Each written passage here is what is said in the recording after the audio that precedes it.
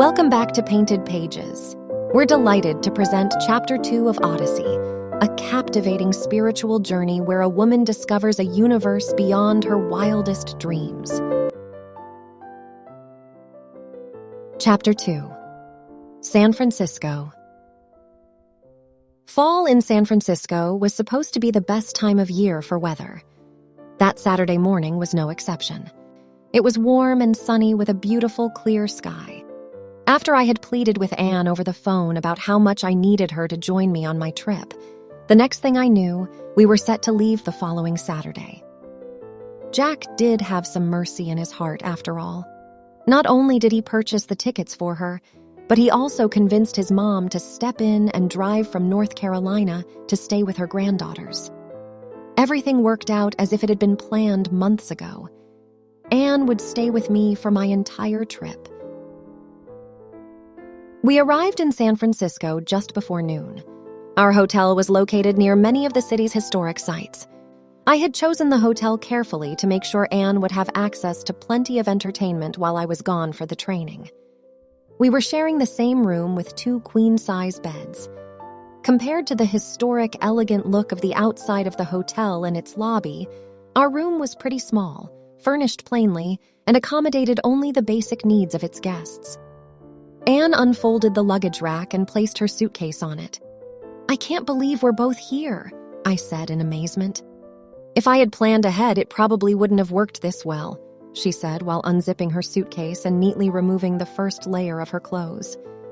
"I can't believe Jack's mom agreed to travel from North Carolina just to take care of the kids." I had no intention of unpacking. I was tired and simply lay on the bed, watching Anne putting her clothes away. I think she couldn't resist the idea that she would have her son all to herself the entire week, I said dismissively. We all knew how much Jack's mom adored her son, to the point that she had even considered moving to Atlanta. But her husband, thankfully, didn't support the idea. "I don't care what the reason is. It helps to know his mom is there to look after the kids. Jack wouldn't be able to do it by himself." She folded the same shirt for the 4th time to place it in the small nightstand drawer by her bedside. I'd always thought that Anne had put her life on hold since her kids were born. For the first time, she was doing something for herself, but I could sense the guilt in her. As much as I wanted her to feel happy and forget her obligations to her kids, I felt just as guilty for forcing her to travel with me. My brows knitted in a frown for a split second, but I straightened them immediately, trying to ignore my feelings. "They're going to be fine. You know they adore their granny. They'd choose her over you in a heartbeat. Don't even think that they'll miss you a bit," I chirped.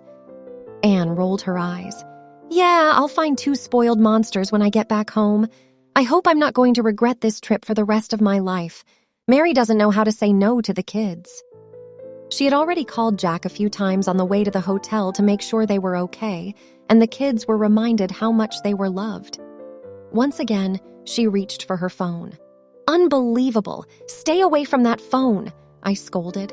"I swear to God, if you call them one more time, I'll take your phone away, and I won't give it back till the end of this trip."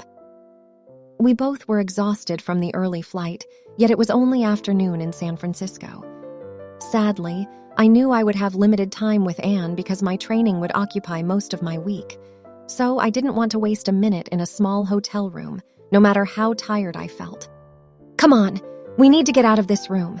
If I stay here another minute, I'll fall asleep, and I don't want to miss the beautiful city outside," I said, getting off the bed. Anne was ready in 15 minutes. She looked adorable. There are advantages to having kids at an early age. Having 2 kids hadn't done any damage to her body. She was beautiful, tall with full golden silky blonde hair and blue eyes. She tugged her hair into a ponytail. The only thing missing was a little tiara to complete her elegant face. I never met anyone as humble as she was, yet unaware of her beauty, both inside and out. She looked drop-dead gorgeous in a pink sweater that complemented her skin tone, and in tight blue jeans, her legs looked even longer. "Hey, you're wearing your wedding ring, right?" I teased her with envy. "Stick your family picture on your forehead or something. The wedding ring alone might not do enough to keep the men away. I don't want to face Jack's wrath when we get back." She giggled at my comment. It was nice to see her smiling again. "Look who's talking, Missy. The guys will only be interested in me after they realize what a freak you are." She was right. I was a freak. I had always had relationship issues. I had no boyfriend, no pets, not even a plant. I always blamed my father, who left my mom and me when I was 9. At least, I didn't have to spend a fortune on therapy to figure that out. My first serious relationship at college didn't contribute positively to my situation either. It lasted only a few months, and it taught me nothing but how a person can abuse himself and drag others down with him. My self-confidence and my last traces of faith in any male completely disappeared and were replaced with invisible shields for protection. I decided to be strong, and I didn't give a damn about anybody. From then on, none of my relationships lasted long. I knew that didn't explain my resistance to plants or animals, but I wasn't rich and didn't care enough to spend money on therapy sessions. In a few more minutes, I was ready, but I didn't feel as glamorous as Anne looked. I was exactly the opposite of her. I had dark brown, curly, long hair, and at 5'5", I was at least 3 inches shorter. Unlike hers, my face always reminded me more of a warrior than a princess. When I looked into a mirror, my only admirable features were my big hazel eyes. With my high cheekbones and straight eyebrows, I looked more like I was condemning the world than decorating it. I knew I didn't smile often enough to prove otherwise. My staunch defenders, both my mom and Anne, frequently complimented me on my appearance. They said I was exotic and had unique appeal. I never took them seriously, as one was my mom and the other was my best friend. They wanted me to feel good about myself. Ironically, for reasons that weren't clear to me, I was never short of male attention. However, I chose to strenuously avoid entanglements as the men in my life had never failed to disappoint me. Anne and I were finally outside, walking the streets of San Francisco. "We should take the cable cars," I suggested. Traveling the city on the trolleys was the #1 item on my to-do list. The cable car route began only a few blocks from our hotel. However, when we reached the turntable, we were already showing signs that we needed to rest more than anything. Traveling so far west early in the morning was starting to take its toll. We decided to stay on the cable car until the last station near Fisherman's Wharf. As tired as I was, I managed to follow the map I had grabbed from the hotel. Once we crossed California Street, gravity took over, and the car accelerated slightly. I noticed we were close to Chinatown. I couldn't resist. I asked Anne if she wanted to stroll over to explore. This was an excellent opportunity to see the neighborhood, as I figured I wouldn't have another chance to visit it for the rest of the week. Anne agreed, though her eyes were not so sure about her decision. She looked worn out, and I was probably not in any different shape than she was. Nonetheless, we got off the cable car and headed downhill. "No way I'm climbing up this hill on the way back," Anne complained. "We'll take a taxi to Fisherman's Wharf," I assured her. As enchanting as Chinatown sounded, our first look at the neighborhood was extremely overwhelming. Neither of us had the strength to wander aimlessly or duck into the shops. I knew we had to walk a few more blocks into the neighborhood to see how the locals lived and to feel more like being in the heart of Chinatown. Otherwise, we were trapped among the restaurants and stores full of cameras, phones, and plastic Buddha statues. "Laura, I'm so sorry, but I don't think I'm able to take another step. I'm so tired, sleepy, and mostly hungry, and I don't like Chinese food. Why don't we take a taxi and get out of here?" Anne pleaded. She was right. We were exhausted. "Let's go to Fisherman's Wharf. We'll eat a light lunch there and then go back to the hotel to rest before we go out tonight," I suggested. I had made reservations for this evening at a nice restaurant with live music. The taxi took us to Pier 39, close to where sea lions hauled themselves onto the docks. They were lying lazily and ignoring the tourists who were curiously observing them. Shops and restaurants lined the pier. "Let's go eat something." I could hear the growling sound of my stomach nearly as loud as those wild animals. When we were seated in the restaurant, and I took my first spoonful of warm clam chowder served inside a huge, round loaf of bread, I started feeling better. I could see the relief on Anne's face as well. We hadn't eaten anything all day except for some coffee and a few nuts that Anne carried in her purse. "I'm sorry, Anne. I should have planned this day better. I thought we'd be in good enough shape to do all sorts of things in the city, but what we really need is downtime." I was disappointed in myself. "Don't be ridiculous," Anne replied. "I can't thank you enough for convincing me to come with you." Her words and the sparkle in her eyes gave me hope. I was pleased by her sudden enthusiasm, as I was pretty sure she'd had second thoughts about joining me on this trip. "I'm glad you're convinced. We're going to have a blast this week, starting this evening. Our dinner reservation is at 7. It's one of the finest restaurants in the city with live music and great food." She smiled at me appreciatively. "You can't believe how refreshing it is to be able to sit in a restaurant and not worry about high chairs, crumbs under the table, or annoyed customers at the next table. Even our flight felt relaxed because I didn't have to think of entertaining the kids or worry if either of them would need to go pee. I hate airplane bathrooms. You know how tiny they are. You can't fit in there with a 2-year-old without touching somebody else's pee or God knows what," she commented with a disgusted look on her face. The visualization didn't help my appetite, but I forced myself to take another bite. Anne and her husband didn't have any family in Atlanta. We had moved to Atlanta from Tampa together to attend college. Jack was from North Carolina. 2 months after their first daughter was born, he was offered a position at the federal bank. He worked nearly 50 hours a week. Having a nanny or babysitter didn't fit into their budget, but I did volunteer every now and then to look after their kids so Anne and Jack could go on a date. I loved her kids. They called me Aunt Laura, but I could only do so much. It was hard work, and my patience didn't last very long. Plus, I had my own life. Often when she asked, I was either too tired or had other plans. "You know," Anne continued, "I've always envied you. You don't have to live for others. You've chosen to figure out what you want in life, and then you go for it. Don't think I don't love my kids or my husband. I love them to death. But sometimes I wish I had taken time for myself first.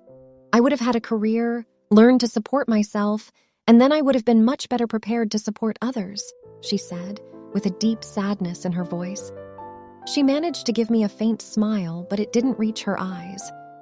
I didn't know how to respond to that confession of hers. The irony of her words took me by surprise. I was the one who envied her life. She had a beautiful family, a tolerable husband, I wouldn't say he was a catch, and adorable kids. So many people around her loved her unconditionally, yet she envied my freedom. I was an orphan. My father left Mom and me when I was very young, and I lost her to cancer only a little less than 2 years ago. I had nobody in life I could rely on except myself. "My lifestyle comes with a price, you know," I admitted. "It gets really hard and lonely to come home to an empty house every day. I know it sounds pathetic, but sometimes I leave my apartment a mess, just so when I come back in the evening it doesn't feel like I live alone." She broke into a laugh. "I thought you were only messy." "No, I have issues," I confessed, joining her laugh. It was around 3 p.m. when we left the restaurant. We had to walk a few blocks to reach the cable car station, but we didn't mind this time. Eating helped us get our strength back. As we walked along the pier back to the cable cars, we noticed a small group of people less than a block away. They cheered for a short while and then went silent again. The crowd was gathered around 3 men. I couldn't see their faces. They were on their knees, leaning over whiteboards that lay flat in front of them, manipulating a material that looked like sand but was much smoother and darker. Their hands seemed to dance as they shaped the black powder into magnificent art pieces. I'd seen similar performances on TV, but the incredible part of their presentation was that all 3 of them were creating the same patterns simultaneously. They sculpted quickly and wordlessly in poetic synchrony that seemed impossible. It was breathtaking. They fashioned mountains, valleys, and animals in an effortless, magical orchestration that created the illusion of black and white television images moving together. Birds were flying over the sea. A seagull dove into the water, and then the scene changed to a flock of fish swimming among the fronds of seaweed. A boat appeared above the fish, a storm began, and the boat fought the power of the waves. Then, suddenly the seas quieted, and the sun came out of the clouds. I looked at Anne and the rest of the crowd for a split second. Everybody was under their spell, dazzled by the unbelievable performance unraveling before their eyes, watching the images shifting from one form to another. I figured these 3 men must have practiced the technique and the patterns religiously to be able to create them in such a highly synchronized way. I was wrong. They probably hadn't practiced the patterns as much as they had rehearsed the most amazing feat at the end. They formed a picture of the very same location where we were standing and the very same crowd. A woman was standing a few steps in front of us, holding a little girl.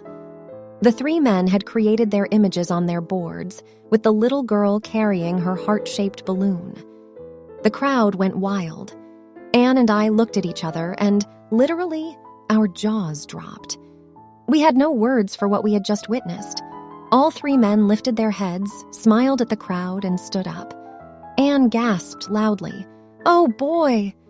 "My sentiments exactly," I agreed.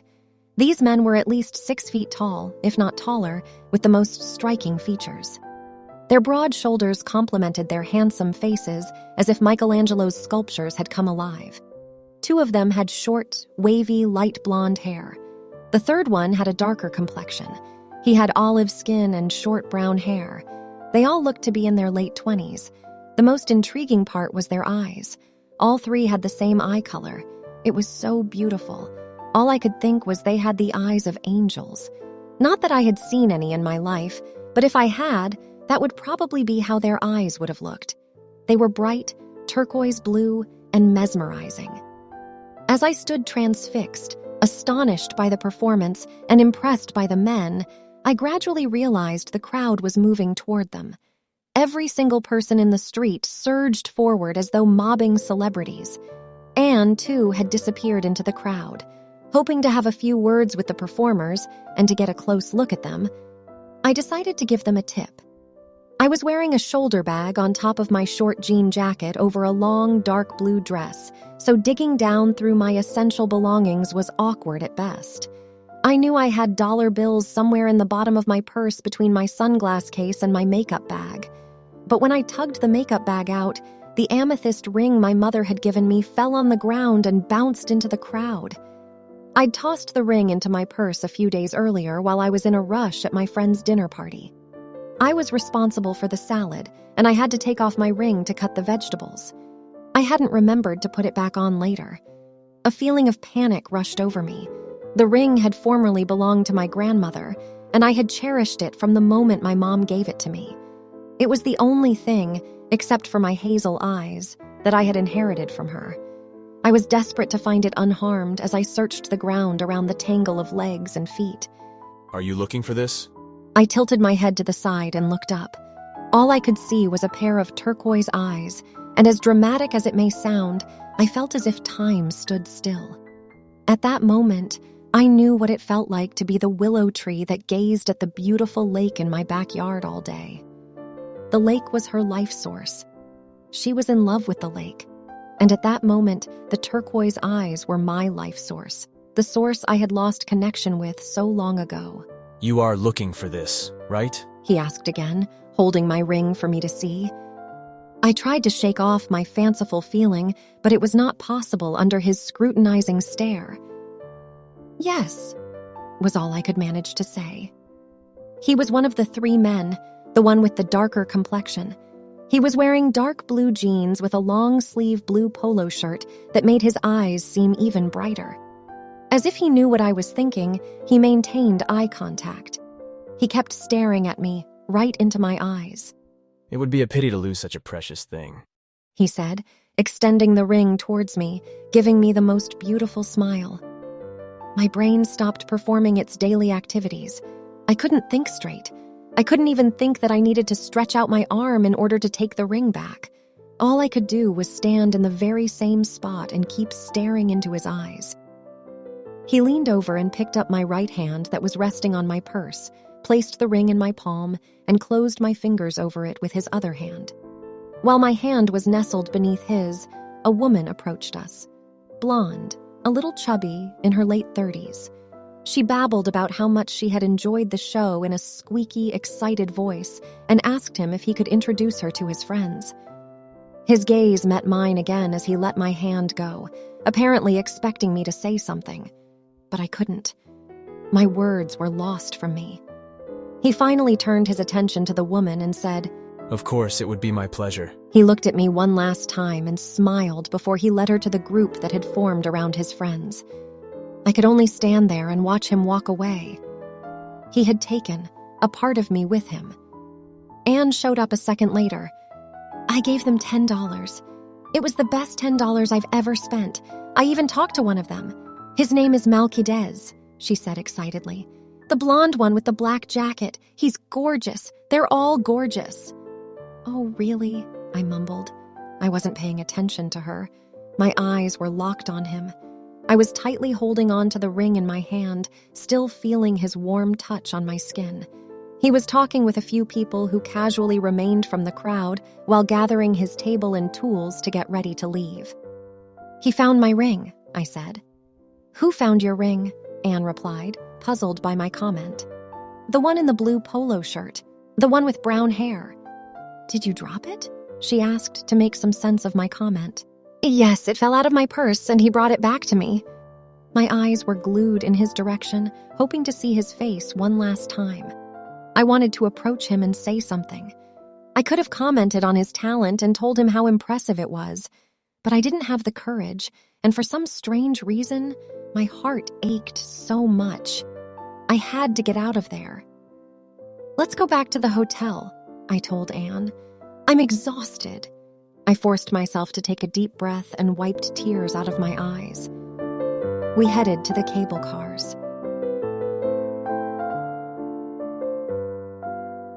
Stay tuned for Chapter 3 and more incredible artwork.